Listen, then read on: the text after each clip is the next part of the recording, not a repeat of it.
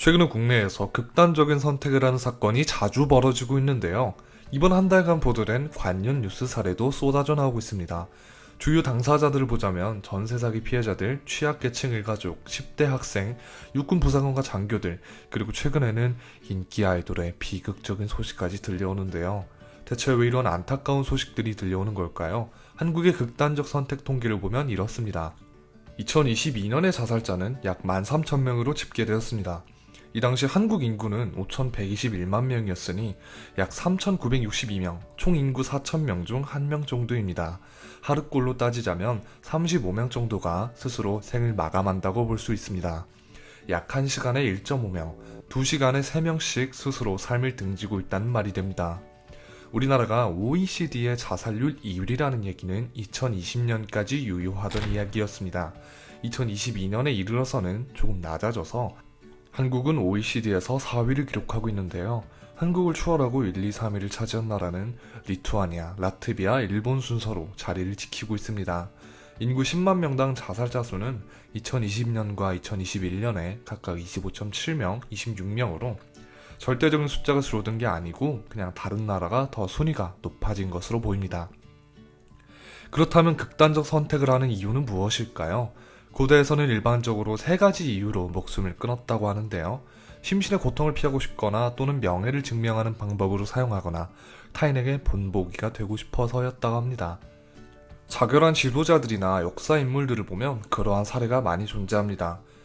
카르타고의 하스드루발 장군의 아내는 남편이 로마의 스키피오 장군에게 투항하자 남편이 투항하러 떠난 틈을 타서 신전에 불을 지르고 자식들을 품에 안고 자결했으며 남편을 가리켜 조국과 아내와 자식을 버리고 투항한 저 인간을 모든 로마인이 보는 앞에서 고통 속에 살게 하라라는 유언을 남겼다고 합니다.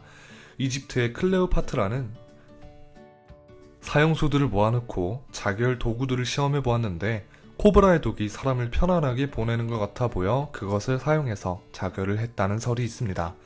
우리나라에 이르러서 통계로 나타낸 자료의 순위는 첫 번째 심리적 문제, 두 번째 인간관계 문제, 세 번째 건강 문제, 네 번째 직장 학교와 관련된 문제, 다섯 번째 경제적 문제로 꼽혀 있으며 이 중 첫 번째인 심리 문제가 50%를 근처를 하회하며 대부분을 차지했으며 그 다음으로 인간관계 고민이 24%대를 기록했습니다.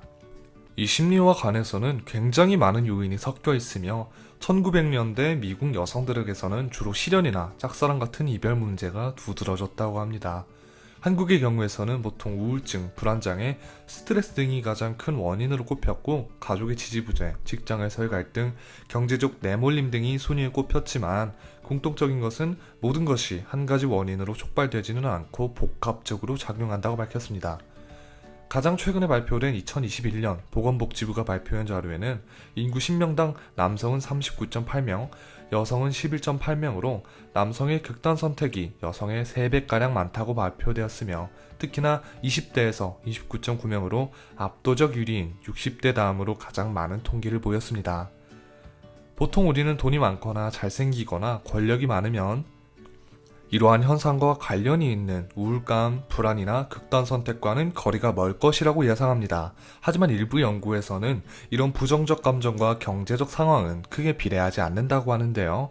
일반적인 행복보의 비례는 경제적 상황이 굉장히 큰 영향을 끼치지만 극단적 선택을 하기까지의 이른 사람들의 자산 비중은 부유층과 서민층이 무작위로 섞여 있었다고 합니다. 이런 선택에 차라리 고통이 없는 안락사를 찾아보려는 사람들도 있는데요.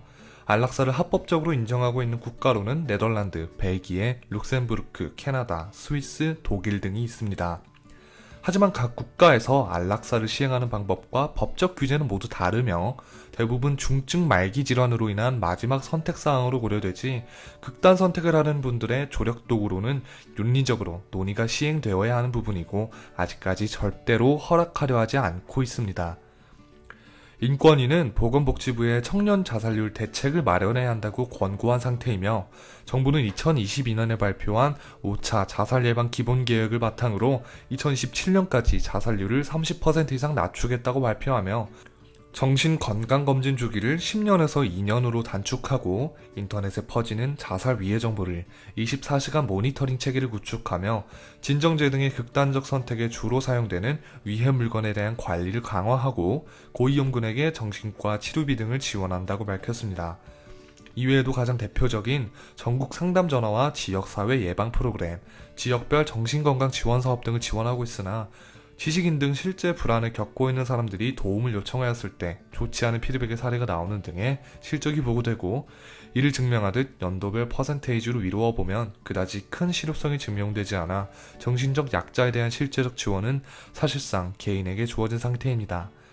나날이 늘어나는 충격적인 소식에 정부도 분명 이 상황을 인지하고 있으며 정책적 고심은 날로 깊어질 것으로 보입니다. 오늘의 사건 소년 여기서 마칩니다. 감사합니다.